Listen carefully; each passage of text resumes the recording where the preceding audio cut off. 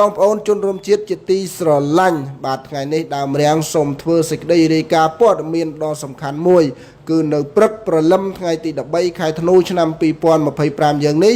លោកប្រធានាធិបតីដូណាល់ត្រាំបានប្រកាសនៅលើបណ្ដាញសង្គមដោយអះអាងថាកម្ពុជានិងថៃគឺបានយល់ព្រមឈប់បាញ់គ្នាហើយការយល់ព្រមឈប់បាញ់គ្នានេះគឺចាប់អនុវត្តនៅល្ងាចទី13ខែធ្នូឆ្នាំ2025យើងនេះបាទយ៉ាងណាក៏ដោយការលើកឡើងរបស់លោកប្រធានាធិបតីដូណាល់ត្រាំពាក់ព័ន្ធនឹងការឈប់បាញ់គ្នានេះគឺពុំទាន់មានការបញ្ជាក់បាទបងប្អូនបើសរុបជាសេចក្តីទៅមានន័យថាតាំងភាគីកម្ពុជាក៏ដូចជាថៃនេះពុំទាន់មានសេចក្តីថ្លែងការណ៍ជាក់លាក់ដែលថាល្ងាចនេះឈប់បាញ់គ្នានោះទេក៏ប៉ុន្តែនេះគឺជាការអះអាងរបស់លោកប្រធានាធិបតីដូណាល់ត្រាំក្រោយពីយប់ទី12បាទឈានចូលថ្ងៃទី13នេះគឺលោកប្រធានាធិបតីដូណាល់ត្រាំបានទូរស័ព្ទទំនាក់ទំនងមកលោកអនុទីនសម្ដេចធិបតីហ៊ុនម៉ាណែតក៏ដូចជានាយករដ្ឋមន្ត្រីនៃប្រទេសម៉ាឡេស៊ីដោយធ្វើការចរចាគ្នានៅយប់មិញនេះបាទហើយនៅក្រោយពេលបញ្ចប់កិច្ចចរចាលោកប្រធានាធិបតីដូណាល់ត្រាំក៏បានបង្ហោះសារថាប្រទេសថៃនិងកម្ពុជាគឺបានយល់ព្រមឈប់បាញ់គ្នាហើយការយល់ព្រមឈប់បាញ់នេះគឺចាប់អនុវត្តនៅល្ងាចទី13ខែធ្នូឆ្នាំ2025ដូច្នេះមានតែបងប្អូនជនរួមជាតិបាទរងចាំតាមដានមើលថាតើពិតដូចដែលលោកប្រធានាធិបតីដូណាល់ត្រាំបានលើកឡើងដែរឬទេបាទក្នុងករណីនេះដើមរាំងមិនវិញ្ញេឬមួយក៏លើកឡើងជាយោបល់ឬមួយក៏ទស្សនៈបែបណាទេបាទបងប្អូនព្រោះជាបញ្ហារបស់ជាតិបាទបងប្អូនគាត់ថាលោកប្រធានាធិបតីដូណាល់ត្រាំហ្នឹងគាត់អះអាងថាកម្ពុជានិងថៃគឺយល់ព្រមឈប់បាញ់គ្នានៅល្ងាចទី13ខែធ្នូឆ្នាំ2025នេះតទៅបាទយ៉ាងណាក៏ដោយបាននៅព្រឹកព្រលឹមបាទ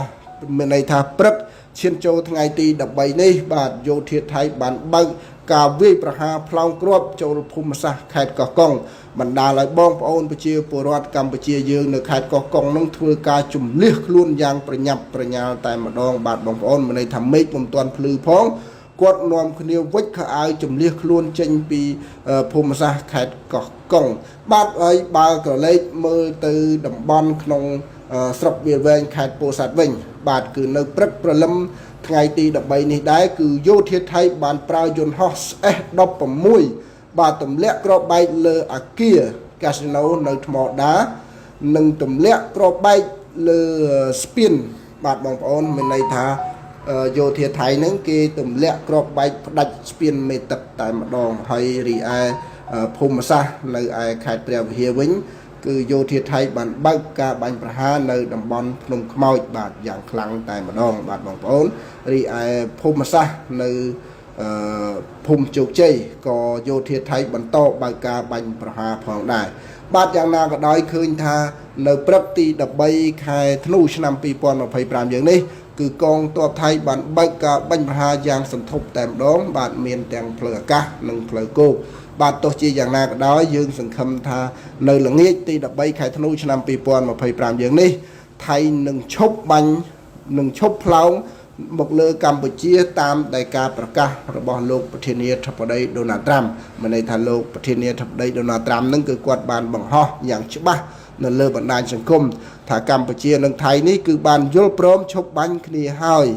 ក៏ប៉ុន្តែឃើញថានៅព្រឹកទី13នេះគឺបាញ់គ្នាយ៉ាងពេញបន្ទុកប៉ុន្តែយើងរងចាំមើលល្ងាចថាតើដូចដែលលោកប្រធានាធិបតីដូណាល់ត្រាំនិយាយដែរឬមួយក៏យ៉ាងណាបាទខ្ញុំបាទសូមធ្វើសេចក្តីរាយការណ៍តែប៉ុណ្្នឹងសិនបាទសូមអរគុណ